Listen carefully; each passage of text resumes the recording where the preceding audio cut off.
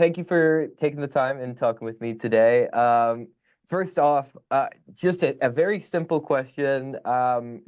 What is an earthquake?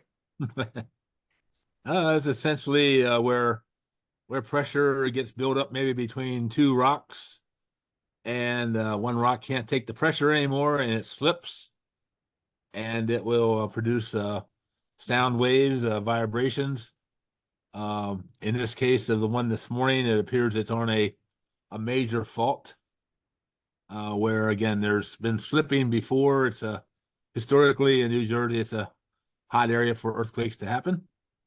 So along a fault, of course, it's already has moved before, and again, when those rocks build up enough pressure and one can't take it, it will break or release, and that's what causes the earthquakes.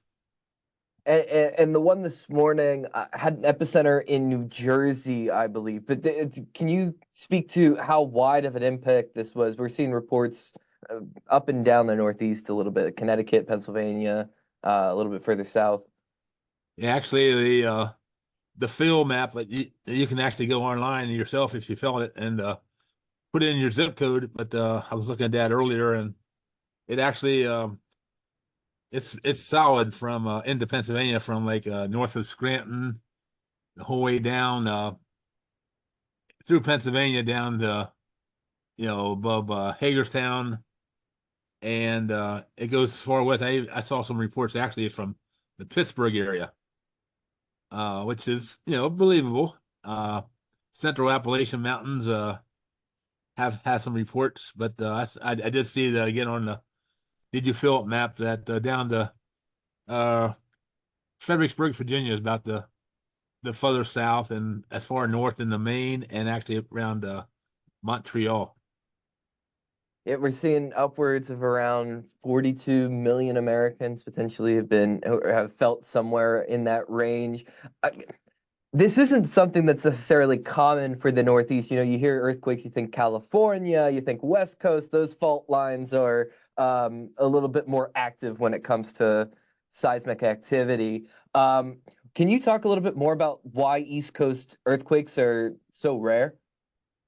Well, say they're not rare, but they do occur. Like this zone that was uh, affected this morning, basically between Newark, Delaware, and up to New York City.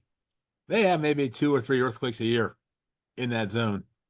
So it's not really unusual, but for a 4.8 magnitude, it is a little bit higher than I would say usual, sort of thing. And it's interesting to note that people in the East feel earthquakes better than the people in California. California is sitting on a lot of sand.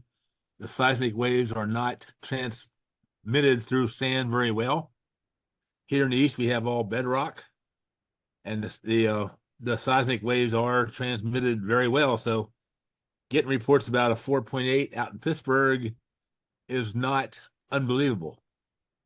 Now in California, if you had a 4.8, you'd probably see about half the area that we have covered on our Did You Feel It map. So it's not really like I said, it's not really a unusual situation. It's happening along a major fault called the Ramapo fault, which goes from New York actually into eastern Pennsylvania, and it's basically the same geologic belt as we have in northern York County, northern Lancaster County. It's the same geology. So yeah, we could have similar earthquakes in Lancaster. We've had similar earthquakes 2008, 2010 in Dillsbury area. Yeah, when was the last time we probably had like an earthquake that was, my memory serves, 2011, like that DC, Virginia earthquake was probably the last time we felt something like this. Can you speak a little bit more about that seismic activity compared to the one that we just felt this morning? Yep, that was actually August of 2011 in Mineral, Virginia, 5.8 on the Richter scale. So it was higher intensity than what we had this morning. But again, it was felt a very large area because again, 5.8. You would expect to see it being reported up in Canada and Maine, like we saw today, and most of Mineral Virginia actually effects went north and actually a little bit northwest. Uh, but again, you know what? Mineral Virginia is sitting in the same exact geologic place as the one in New Jersey this morning. Okay. The same type of setting. So again, not unusual. Yeah. Is there anything else that you'd like to add to our viewers to maybe give a little bit more context to this this activity from this morning? Well, they can help out science. I've been referring to the EUIP map. You go onto the website earthquake.usgs.gov, find your earthquake that you felt, and click on it, and then it will tell you to put in your zip code. And I think you have a choice of 1 to 5, one being real light, 5 being pretty big, that you felt it. And no names, they don't know who you are. You just click on your zip code, and then you're on the map. And what does that do to help scientists like yourself be able to map seismic activity? Is what does that give you benefits looking to the future, or is this just for more data collection? What uh, by using the UFEELIT map, what are some of the benefits that people like you and other geologists can take away? It's a mapping thing for us. We can actually see the area that people have felt it. In the old days, we'd have to go out and do surveys or call people and find out exactly how far we could go out before somebody would say I didn't feel it. But today with this technology, it's just like I said. I watched it explode this morning in the first 20 minutes. This map just got all blue boxed up really quick. Like people were responding, and that just helps the seismologist out to figure out the why did the seismic waves go that way that far. They look at the geology. There's all kind of scientific things that we can determine just by knowing that a certain person felt it in State College, Pennsylvania. Okay. Um, is there any other thing that you think I'm missing here, or like, I mean, there's no real anxiety. Some people feel when something like this happens, especially on the East Coast, there's anxiety. It's not like I know we mentioned that it's not rare, but it's not necessarily something that East Coasters necessarily think about in their day-to-day lives. Is this something that people should be more anxious about moving Um, forward, or is this a you know just I it think happened? they should be aware of them.